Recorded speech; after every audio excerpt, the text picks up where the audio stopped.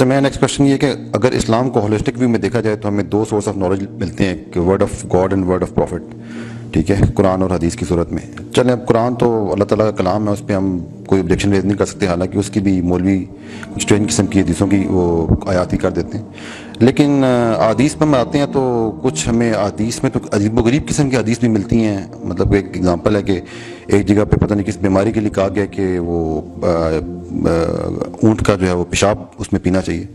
تو یہ تو ہماری عقل اس کو تسلیم نہیں. ہم کیسے ڈیفینڈ کریں جب کہ ہم ہندوؤں کا مذاق اڑاتے ہیں کہ تم جو ہو وہ کاؤ پیس ڈرنکر ہو. ہماری تو اپنے آپ اس طرح کی حدیث آ رہی ہیں. تو اس میں اب کویشچن یہ ہوتا ہے کہ حدیث کی ویلیڈیٹی ایک تو کویشچنیبل ہو جاتی ہے، دوسرا یہ کہ اسلام میں اب ہر چیز کو میں ایز اٹ از ایمان لیں کہ ہر چیز پہ ایمان لانا ہے ہم نے.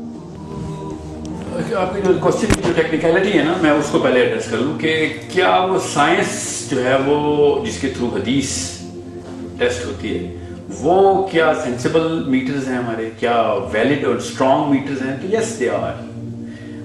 جو آپ نے یوز کیا ہے نا آرگیومنٹ کے طور پر جو اینگل کہ وہ عجیب و غریب قسم کی باتیں حدیث میں آ گئی ہیں، تو اس میں دو شاخیں آپ کے سوال کی کہ حدیث میں اونٹنی کے پیشاب کو پینے کے لیے کہا ایک بیماری کے کیس میں، تو وہ آپ کو عجیب و غریب لگ رہی ہے. تو اگر عجیب و غریب is the instrument through which you going to test, تو قرآن پاک کو تو فارغ کریں نا آپ. ٹھیک ہے، پھر تو قرآن پاک میں تو ایسی ایسی عجیب باتیں ہیں کہ آپ سوچ نہیں سکتے. یہ تو بہت نارمل سی بات ہے اونٹنی کا پیشاب پینا. میں آپ کو اس کی طرف آتا ہوں. ابابیل آتے ہیں اور ہاتھیوں کو مار دیتے ہیں، یہ کیا آپ کو طلسماتی کہانی نہیں لگتی؟ ٹھیک ہے، مچھلی کے پیٹ کے اندر سورہ حضرت یونس اتنے دن زندہ رہتے ہیں، یہ آپ کو طلسماتی کہانی نہیں لگتی؟ یہ کیسے ڈیفینڈ کرتے ہیں آپ؟ سمجھیں، عجیب و غریب is not an instrument in the case of this حدیث. اور یہ بہت ہی مشہور حدیث ہے، ہر بندے نے مجھے پکڑا ہوتا ہے، چاہے کینیڈا ہو، چاہے امریکہ ہو، چاہے پاکستان ہو، کہ یہ حدیث کیسے ہے، یہ کتابیں کیسے مان میں پیشاب پلایا ہوتا ہے. یہ وہی لوگ ہیں جو کہ اس وقت دنیا کی نمبر 1 ان دا ٹاپ 10 ہے. ایک وقت میں نمبر 1 ہو گئی تھی. دوائی پریمیرن لیتے تھے آرتھرائٹس کی، ابھی بھی لیتے ہیں دوائی، تو ابھی بھی وہ ٹاپ کی ہے پریمیرن. پریمیرن از پریگننٹ میئرز یورین، اس کو پریمیرن کہتے ہیں. آرتھرائٹس کی سب سے اسٹرانگ دوائی اس کا کوئی چل رہی ہے. دنیا پوری، مسلمان بھی اپنی ماؤں کو بھی وہی کھلا رہے ہیں، بڑھاپے میں کھلائے جاتے ہیں. وہ اس کو گھوڑے کا پیشاب پلاتے ہیں، بہت کوئی مسئلہ نہیں ہے، کیونکہ اس وقت عجیب نہیں لگتی کہ گھوڑے نے کہہ دیا. اور یہ گھوڑے کا پریگننٹ میئر، ایک female horse when it's pregnant has the highest amount of oxytocin and oxytocin is the big healer.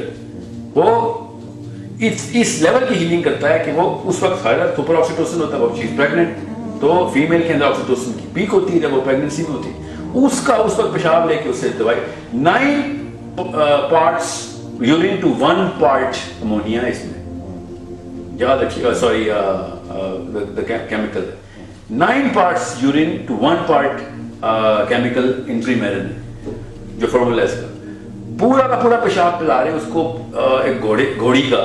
تب ہمیں کوئی مسئلہ نہیں کیونکہ اماں کو آرتھرائٹس ہے اور پیچھے کسی جان پیٹر اور جانسن اینڈ جانسن GSK اور whatever your ایبٹ کا سائن لگ گئے. Abbott is okay for us, Bukhari is not okay for us.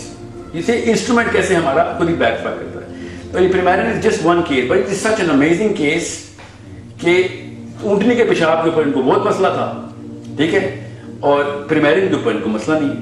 So it is all about the chemistry and the sense. یہ تو اللہ تعالیٰ کے نبی صلی اللہ علیہ وسلم کے معجزوں میں سے ایک معجزہ ہے کہ ہیٹ کو ٹیل کہ کس لیول پہ کون سی بیماری کے اندر کس اس کا انسٹرومنٹ کرو. آپ کو اونٹنی کا پیشاب مسئلہ لگ رہا ہے، شراب سے گندی کوئی چیز نہیں ہے اسلام میں، اور بیماری ہے کہ اس میں شراب بھی الاؤ کر دی گئی ہے، جان بچاتی ہے، سور بھی کھا لو. پیشاب تو ایک ویری آرگینک سبسٹنس ہے، میں اس کی تعریف نہیں کر رہا ہوں. In this case premiran is the most effective medicine and that camel urine was the most effective case. اور آئرونکلی وہ سبھی ٹھیک بھی ہو گئے تھے اس سے، سمجھے. سو جو ہم ہندوؤں کہتے ہیں وہ گاؤ ماتا کا پیشاب پیتے ہیں، تو وہ دوائی کے طور پہ نہیں پیتے، وہ برکت کے طور پہ پیتے ہیں. ان کو وہاں سے اصال ثواب ہوتا ہے، وہ اپنی کسی قسم کی جسمانی مرض دور کرنے کے لیے نہیں پی رہے ہوتے، وہ اپنی طرح سے سورگ میں جا رہے ہوتے ہیں وہ پی پی کے. ٹھیک ہے، یہ جنت جانے کا راستہ نہیں ہے اونٹنی کا پیشاب، یہ دنیا میں بہتری کا جسمانی توانائی کے لیے یہ معاملہ رکھا گیا. جنت کے سارے معاملات ہیں، اس میں سے کہیں پہ بھی ایسے کوئی معاملہ نہیں جس میں آپ اس کو عجیب و غریب کہیں. ہاؤیور عجیب و غریب کا تو انسٹرومنٹ ہی ہمارا پرسنل ہے نا. آپ کو جو چیز عجیب لگتی ہے نعوذ باللہ، وہ اللہ تعالیٰ کو تھوڑی عجیب لگے گی. आपने तो ये देखना कुरान पाक में जो चीज़ है वो एज इज ही रहनी है, ये फिलॉसफी है हमारी। कुरान पाक के ऊपर मुकदमे नहीं है, हदीस में भी कोई मुकदमे नहीं है। हदीस की सेहत पे मुकदमे थे तो पहले से एक साइंस आ चुकी है, और हर 100-200 साल के अंदर अल्लाह ताला का कोई मुजद्दद हदीस को फिर से दोबारा से रिवाइटलाइज करता है, कोई और कमी तो नहीं रह गई। ठीक है, this is not a small matter. अभी हम नासिर उस्मानी कब पैदा हुए? We are portraying that guy as if कोई सहाबा के दौर का बंदा है।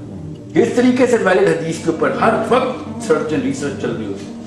So it's not a small matter कि हम मुसलमान इस तरफ से मुतनफर हो रहे हैं, ये पीछे से एक साइकोलॉजिकल बॉम्बिंग की जा रही है हमारे ऊपर, और आपको एक नई डेफिनेशन मिल रही है अजीब व गरीब और सही की। सो उस साइंस के ऊपर go back, regret yourself to the original science of the हदीस and the Quran, and then you will find out कि इसके ऊपर एज इज ईमान लाना ही बेहतरी थी, एंड वही प्रूव होना है। मैं अभी आपको बता रहा हूँ सब कुछ ही प्रूव हो गया है, जो कुछ रह गया वो इंसान और साइंस ही कोताही है, वरना सारा कुछ वैसे ही प्रूव हो। अल्लाह करे हमारी दौर में ना प्रूव हो।